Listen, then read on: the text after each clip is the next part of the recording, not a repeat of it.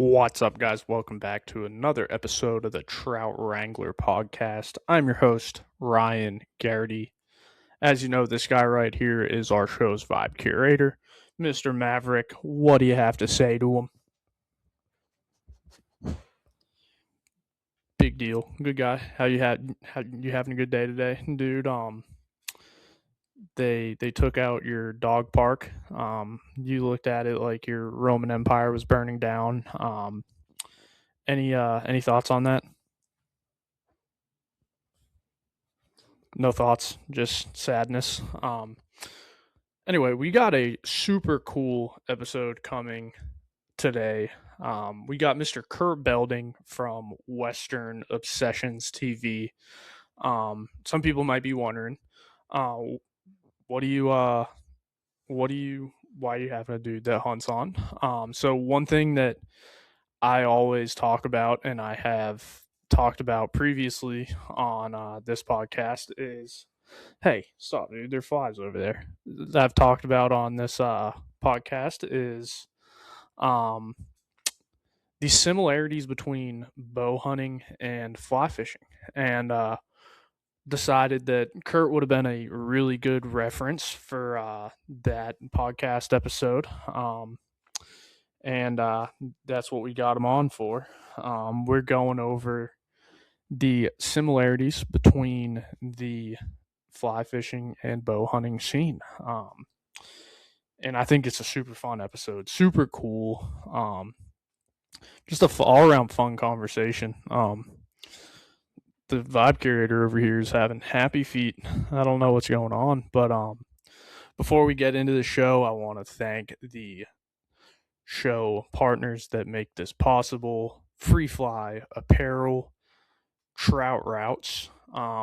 If you would like to save on a month of Trout Routes free, check out the link in the show notes. You will get a month free of Trout Routes Pro if you simply click that and go ahead and just sign up. It'll give you a month free, which I think that's really cool. I use Trout Routes for actually way more than just fly fishing. I actually use it when I'm around like streams and stuff like that, when I'm hunting as well.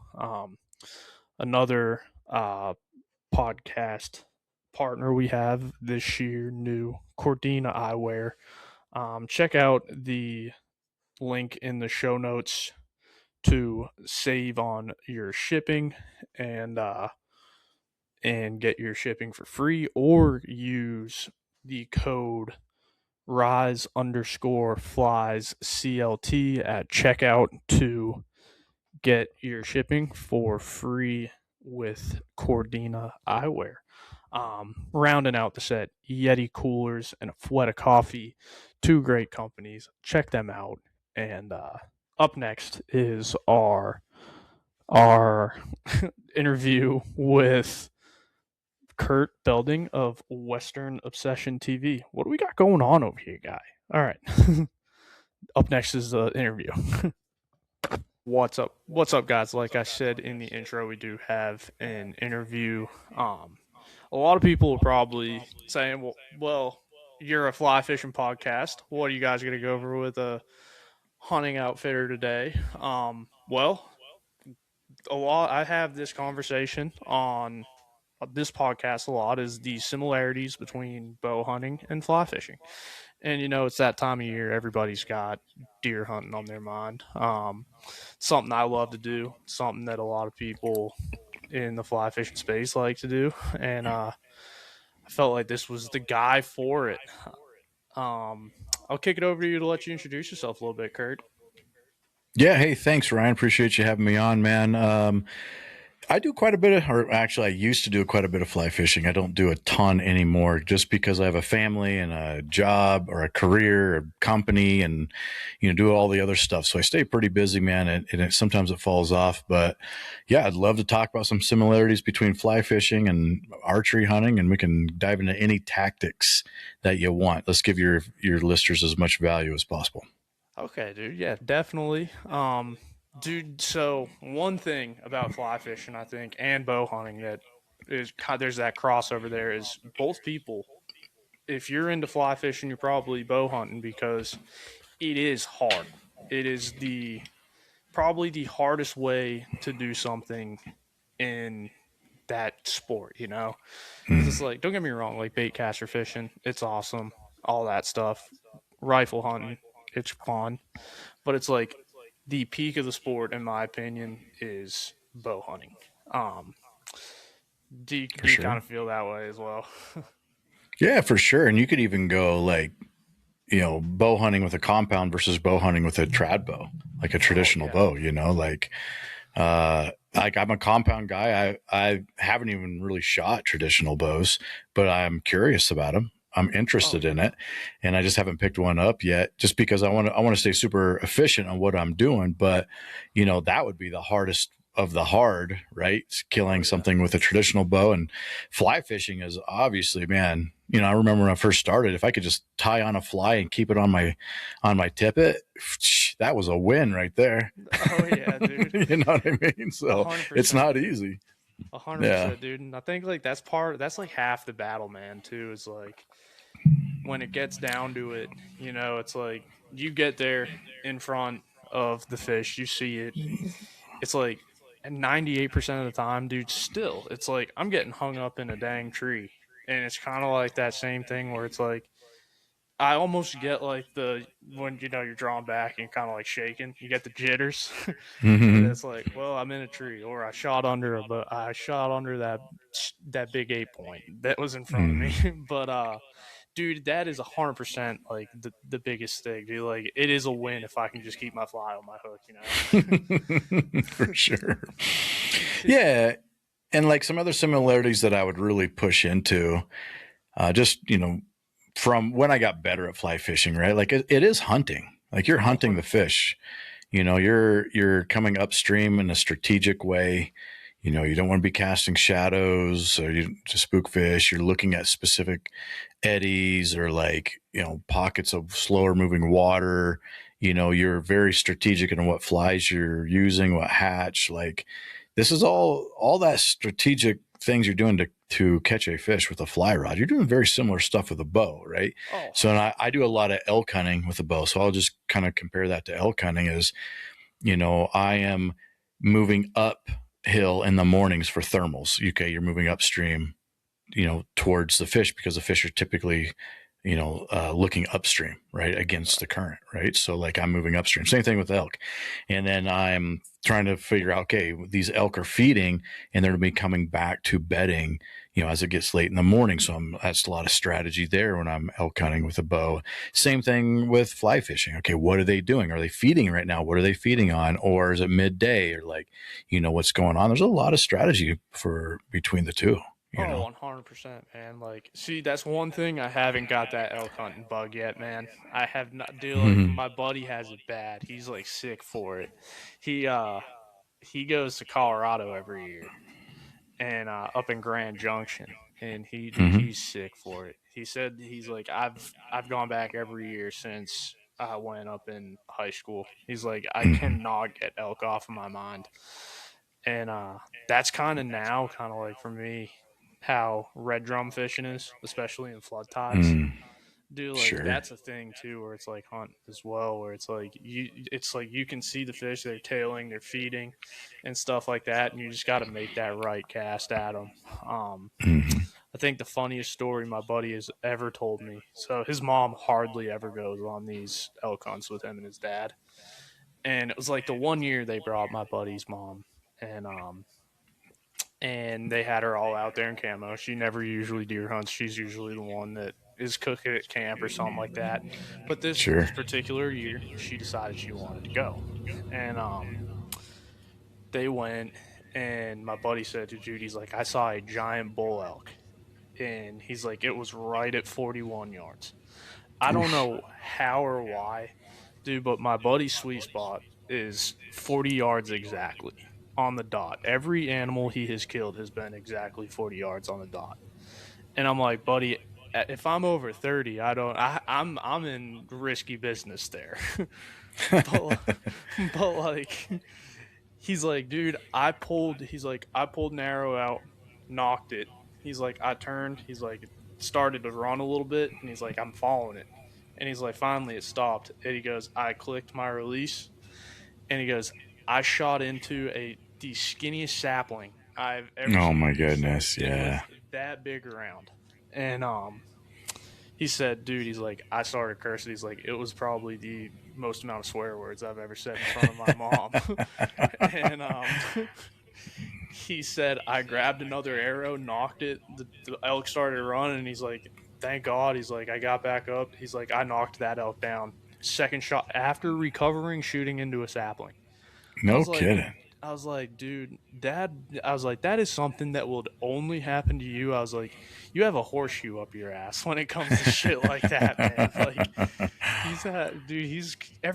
every animal he has killed has been at 41 yards, and whether That's it's in crazy. Africa or hunting a whitetail in his backyard. It's a wild. That's thing. crazy. Huh. Well, that's cool. Yeah, and he brought his mom. I'm surprised his mom could hang on the mountain, you know? That's what I It's thought. a tough hunt. Yeah. So did you retrieve that animal? You retrieved the bull? He got it. Yeah. I'll send you a picture of it later. It's actually on his wall. It's actually in the room that I learned to cast a fly rod in. Dude, John, it was a big elk too. I remember when he came back, he was like, dude, he's like, look at this picture. He's like, I'll tell you the story about it. And he told me that story I just told you. And I was like, dude, that is nuts. That is absolutely insane. That's crazy. That's a good story, man, for sure. Yeah, dude, but that's another thing, man. Like, where I got back from Charleston. Talk about blowing shots.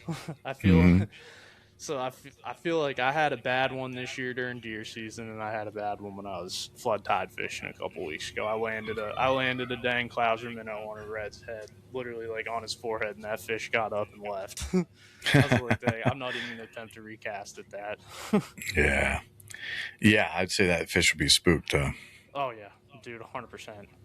But where are you mostly? Where'd you learn to fly fish? Like what part? What part of the country? Colorado. I didn't really get into Colorado. fly fishing until I moved to Colorado. Yeah. There's nothing like being in a mountain stream with a fly rod. It's just a beautiful setting, man. I could just cast and like spend an entire evening, 5-6 hours, just not even catching anything, not even caring, man. It's just a beautiful scene to be in, 100%. Dude, you ever grab your fly rod and your bow and just kind of like head out there, do a little scouting at times, do a little fly fishing? No, usually it's like one main focus, right? If I've got my Yeah. bow, man, that's what I'm doing, right? I'm Yeah. not, and then I'm usually backpacking, so that fly rod would add weight, Yeah. unnecessary weight, so I wouldn't bring it around. But I'll tell you what, I did go to New Zealand this last spring on a tar hunt, and I brought my fly rod because New Zealand has some of the best Oh, yeah. fly fishing in the world, right? So unfortunately, we didn't have enough time to go fishing, but I did bring my fly rod to do that. So, but I'm going to Patagonia here next April, and I will be doing some fishing in Patagonia for sure. Sweet, dude. Yeah, so I'll bring my fly rod there. Patagonia is awesome, man. I know. I have a buddy that was actually up there not long ago.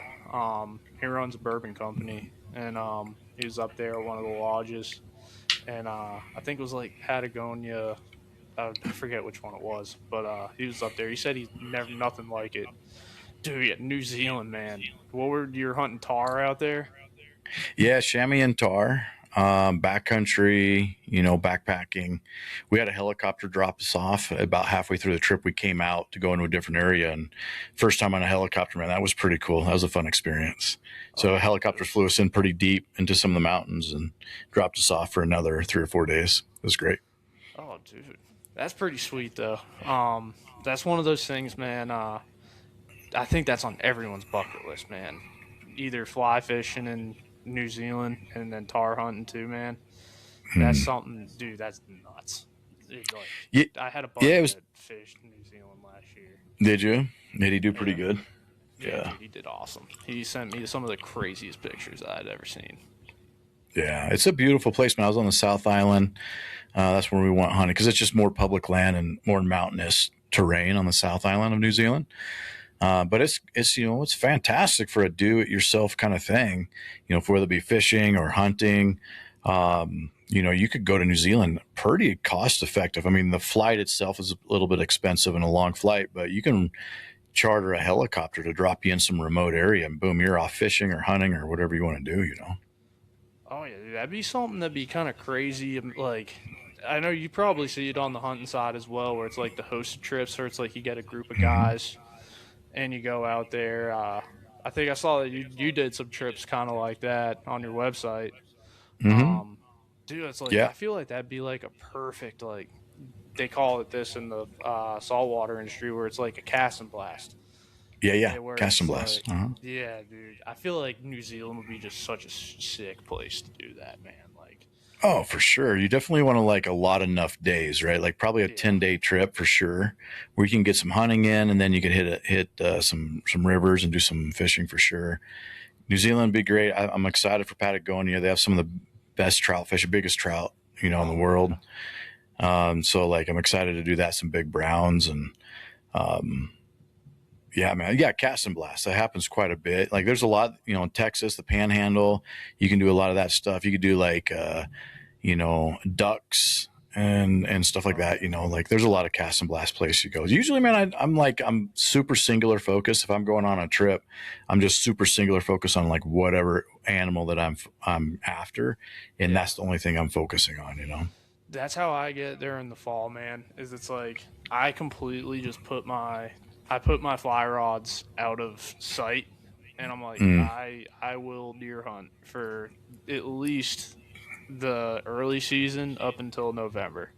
And right. I was like, if I can't shoot my bow worth of shit, I was like, that's when I'll grab the fly rods and start fly fishing. Well, that's a tough thing to do, right, Ryan? Because in the fall, isn't that great fishing for fly fishing in the fall? And Oh then you yeah, have to kind of choose, like, okay, am I going to whitetail hunt or am I going to fly fish? You know? dude. Oh yeah, it is the toughest decision to make on like a nice fall Saturday, dude. But dude, like 9 times out of 10, I'm like, all right, I'm gonna go and deer hunt in the morning and go home, sit on my ass and watch college football up until I wake up to get in the stand in the afternoon. Yeah. Yeah. But No, for sure. I get it. yeah, this is like one thing that I wish fly fishing had that fly fishing doesn't, dude. There's nothing like November. There's nothing Mm, like the rut in the mid South where it's like I like I wake up like I'll go to bed. I can't sleep because it's like if it's any time from the 1st of November up until like mid November and it's a Friday night, I'm not sleeping. I'm thinking about that giant 12 point I have on camera like it owns rent in my head. for sure. Dude, like Yeah. fly fishing just doesn't have something like that, and I wish it did. I really wish it did. Yeah, I grew up whitetail hunting in Nebraska, so I understand the obsession of like big buck, and obviously I understand the rut, right? So when you're talking November, we're talking about the rut and the excitement of big bucks in the rut. But when you come out west and you do like more like a mountain fly fish, like in some of these mountain streams, there are hatches that break, especially in the spring when like snow's coming off and like the streams are calming down a little bit with the melt, and there's hatches that break. That's almost like a rut for a fly fisherman. Like they're on feed, right? They're feeding pretty heavy, Yeah. and then before winter hits too, like in the fall, like the feed is on pretty heavy. So like I guess you could kind of look at that as like a rut of some sort. Yeah, yeah. I think like the closest thing we have to that here, the closest thing to like a fly fishing rut, I should say, is when the cicadas. The Yeah. cicadas are like when the big hoppers start hatching, dude. Like I love a good cicada hatch, like, but the cicadas only hatch like a certain amount of times a year, Hmm. dude. But like when those cicadas hatch, I get sick for that, dude. Like almost like it is in the rut. Like Yeah. I just can't sleep because I'm thinking about catching like a giant smallmouth on a cicada fly or catching a big striper on a cicada. Yeah. But dude, like nothing gets me like jittery when I'm sitting up in a tree stand and I'm watching those deer just chase each other around. And I had one on camera for like the last 4 years. I'm pretty sure he got killed last year or he just passed away. We called him Ratatouille because you ever seen the Disney movie if you have kids? Mm-hmm. I do. Yeah. So we named this deer Ratatouille because he'd come in with a little rodent every night. No And kidding. it was the weirdest thing, dude. Like, and it was the same time every night. First, you'd see a little rodent walk in, and then this giant deer that my buddy said it was the biggest deer he's ever seen in the county. It would walk in right behind him, and my buddy's like, dude, I have never seen anything like that. It was literally to a T, same time every night. Rodent walks in first, a minute or two after, big buck comes in, and of course it's in the middle of the night. But Yeah. that's why we named him Ratatouille. But dude, I saw That's interesting, man. Were you guys hunting over like bait piles or something? Like where the rats coming in too? No, so we can bait down here. I actually had a bait pile way off. I wasn't hunting over it, but I just had it kind of in the area just so someone would come through and they had something to eat. Mm. But every night just walk up right in front of my Tacticam, and big buck would come in, Ratatouille would go, and then big buck would follow him. There was another guy that would hunt the field over from me, and I caught him on the way out one day, and I asked him, I was like, dude, have you been having this deer come over your by your camera with the rodent? And he was like, yeah, dude, every night at the same time. I was like, dude, no way. I was like, I thought this was a bee thing. He's like, nah, dude, every night. And he's like, I have seen that deer one time. And I had a story about him where I saw him one time too. Same day, same afternoon. He was running wind sprints with a doe, essentially from my stand back to that other guy's stand, just playing with us, Huh. chasing the doe back and forth. I just think it was one of those ultra smart deer. But where I hunt, it would make sense because it's like we hunt. So my buddy's dad is a land developer, and we hunt a bunch of floodplains, and those deer love the floodplains around here. And the other guy was I think it was the mayor's son, the town mayor's son. So I kind of was on my P's and Q's while I was out there. I was like, For all sure. right, I am not putting my stand anywhere near his land. I was like, I can be cordial with him, but I'm not having a stand anywhere near his. And then I ended up making buddies with him. He's like, hey man, he's like, if I see something over here, he's like, I will clue you in. He's like, set up a climb, set up at least a lock on stand on my property. He's like, we hunt the same stuff. We're seeing the same deer. He's Yeah, like, man, that's cool. that makes no sense. But I'm pretty sure they're getting ready to actually some develop on part of the property that I'm hunting, which is sad because me and my buddy used to ride bikes to, I think, some of the spots to deer hunt on this place when we were kids. Yeah, that's always sad, man, seeing developing stuff happening. I just get sad every time I see any development. Yeah. You know, like we have some development happening here. I live out on little acres outside of Parker, Colorado, which is a suburb of Denver.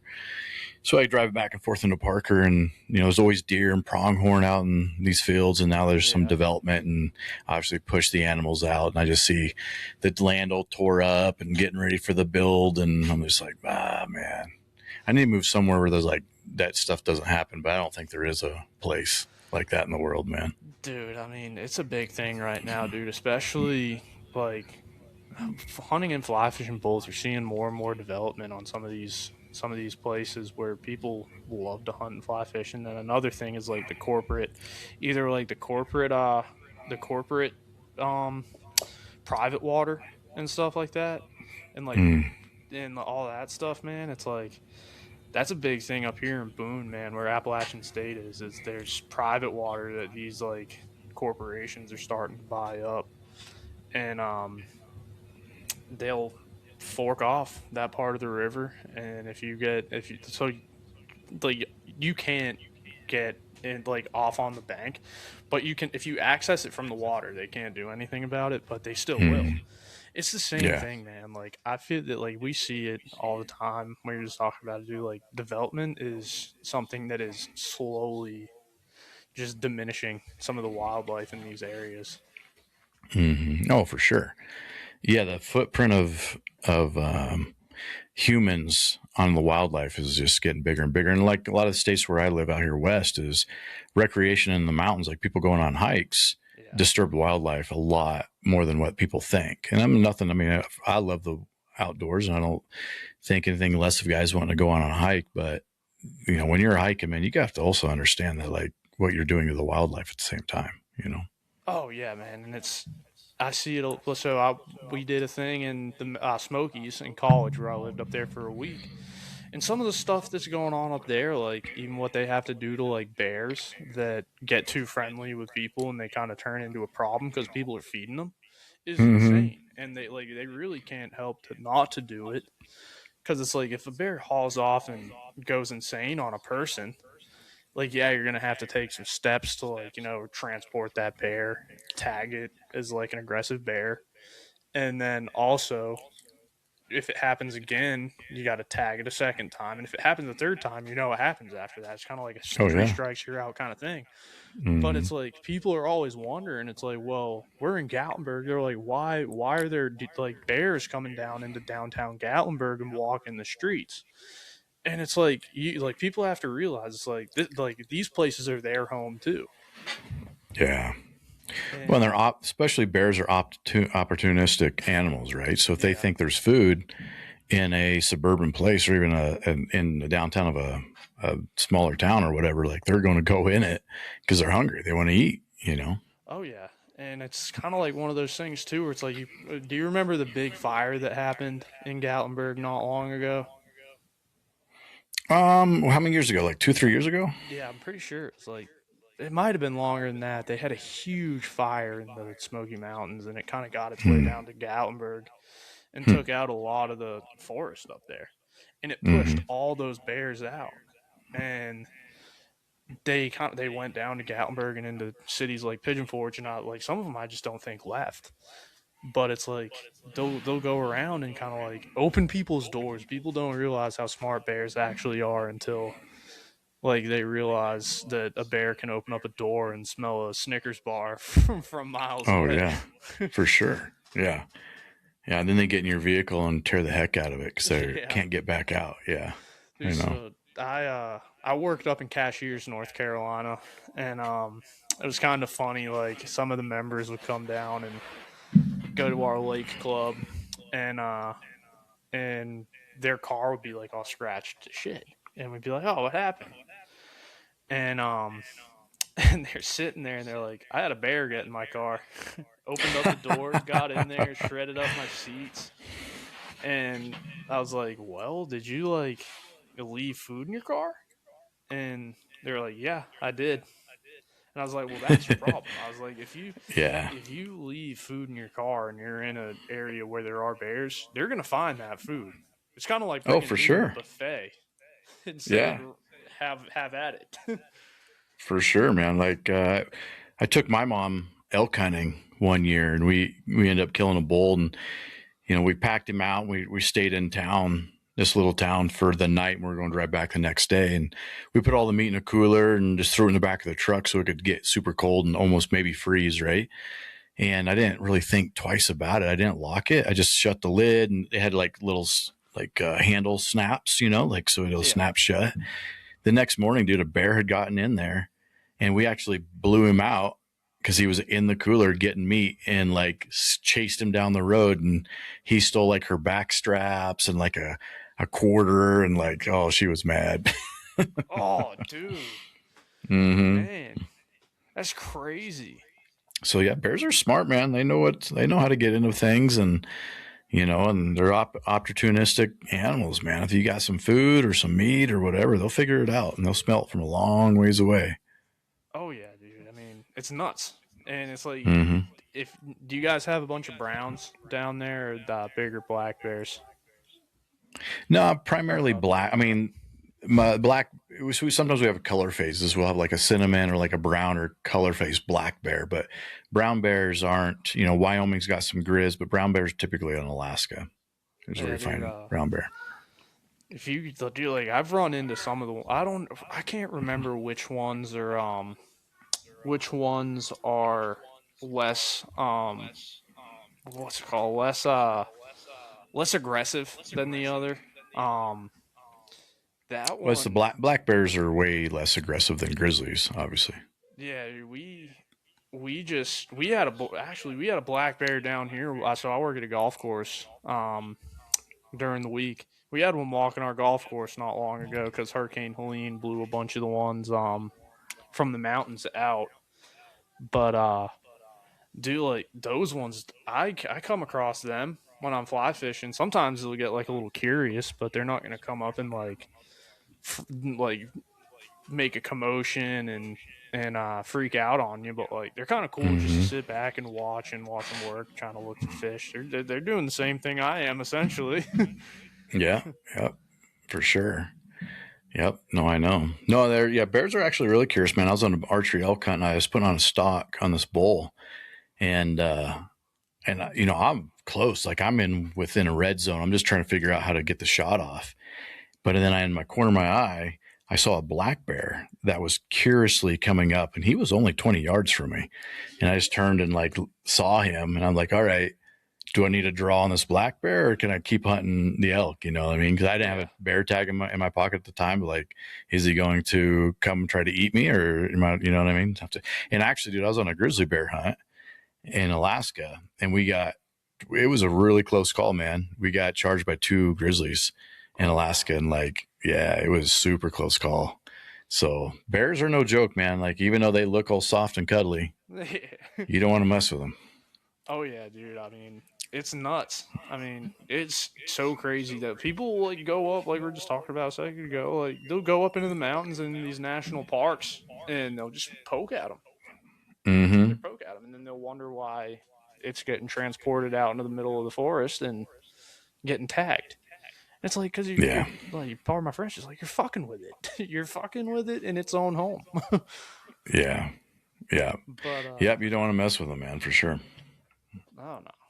But I think so how I so my last question in all of these podcasts Mm-hmm. is so I have a running Spotify playlist, Okay. and I usually give 5 songs and the guest usually gives 5 songs.